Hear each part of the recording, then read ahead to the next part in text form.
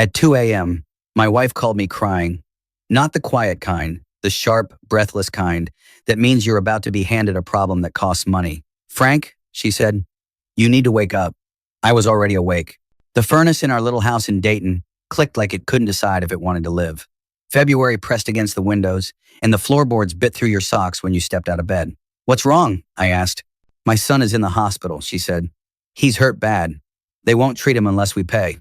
How much? I said. She didn't answer right away, like she was building courage. Then she said, $30,000. I sat up so fast the blanket slid to my waist. $30,000 isn't a number you whisper. It's a number you drop like a weight and wait to see if it crushes someone. They need it tonight, she added. If we don't pay the deposit, they're saying he could lose feeling in his legs. I stared at the dark ceiling for a second, letting the words settle. Which hospital? I asked. A pause. Street. Marks, she said. In Nevada. I live in Ohio. And that's when the first cold thought slid in behind the panic. Whatever this was, it wasn't happening where we were. When I married Elaine, her son, Lucas, was 10 years old. Skinny kid, all elbows and anxious energy. He used to keep his backpack straps clenched in his fists like he was ready to run at any moment. I taught him how to ride a bike. I paid for braces. I stood in the rain at middle school football games even when he barely looked at the field. I never adopted him. Elaine always said, we can do it later. Later never came, but the bills did. A lost job that needed rent help. A car problem that always happened right before payday. A medical deductible that somehow never had paperwork. And every time, Elaine would look at me with those watery eyes and say, he's trying. Trying in our house was treated like proof of innocence. The emergencies had a pattern too. They never happened on Tuesday afternoon when banks were open. They happened late at night when you're half asleep and your heart is already racing before you know why. In 17 years of marriage, you learn how to swallow questions. You learn how to pretend silence is peace. But at 2 a.m., with my wife telling me her son might lose feeling in his legs, all that old training came rushing back. Fix it. Prove you're a good man. Reach for your wallet before anyone calls you selfish. I felt my hand drift toward my phone like it knew the banking app by muscle memory. Then Elaine said one thing that made my hand stop. You're the only one who can do this, she whispered. Your credit is clean. My credit. Not our money. Not our savings. My name. That was the second cold thought. She wasn't asking for help. She was asking for access. Put him on the phone, I said. Elaine's breathing hitched. He can't talk. Then show me proof, I said. Text me the hospital name, the address, the bill. Something. They're moving fast, she snapped. Frank, I don't have time for this. That was her favorite sentence when she didn't want questions.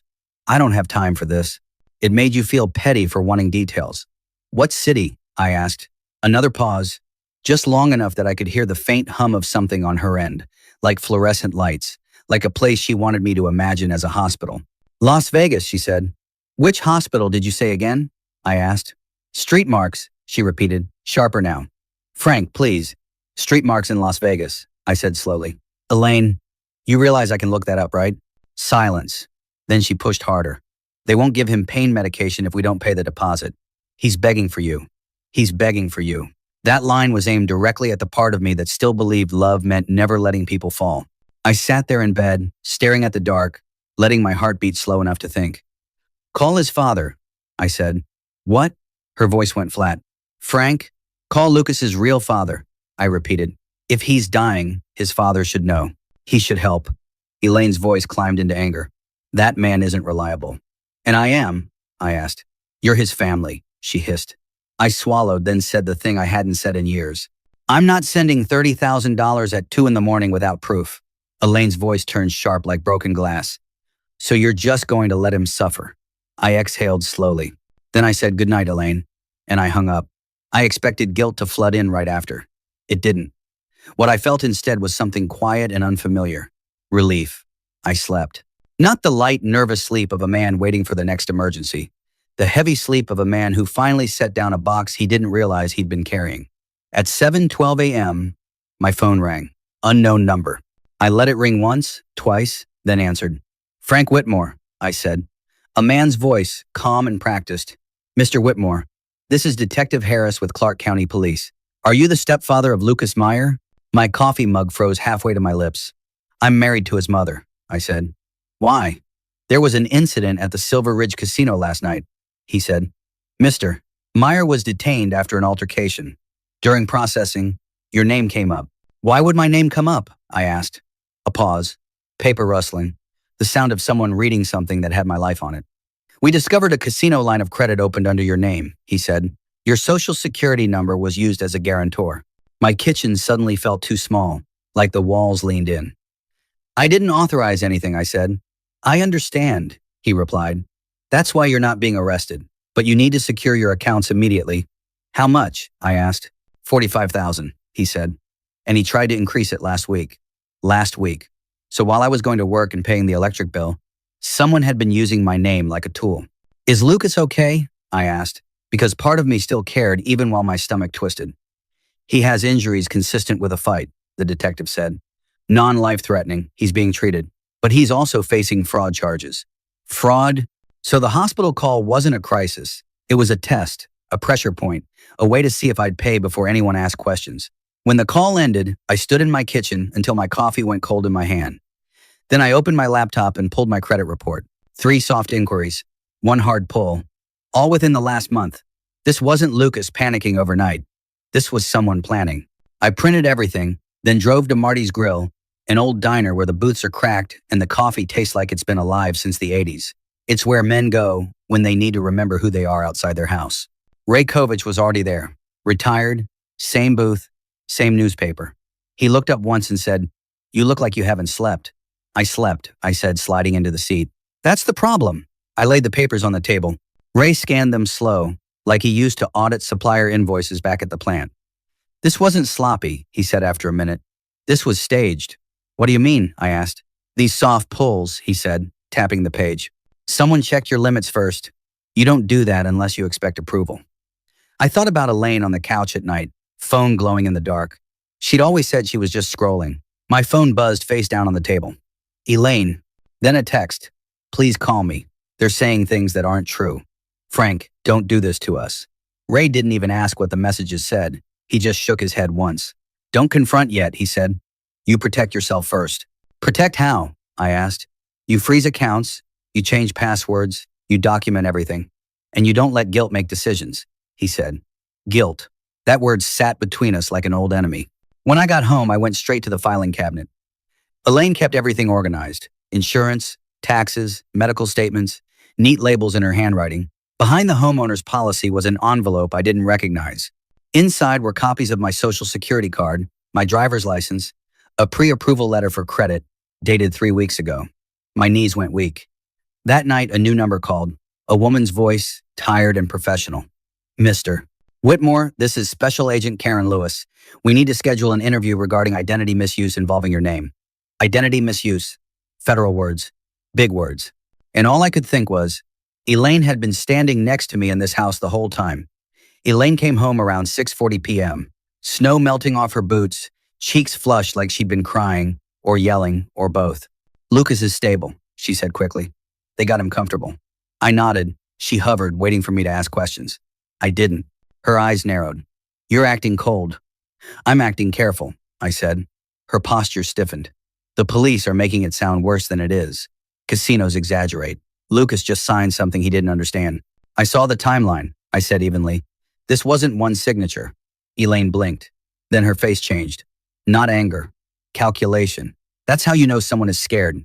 Not when they yell, but when they start managing their tone. Over the next few days, she became sweetness itself. She cooked dinners I didn't ask for, touched my arm when she passed, left old movies playing on low volume like a set piece.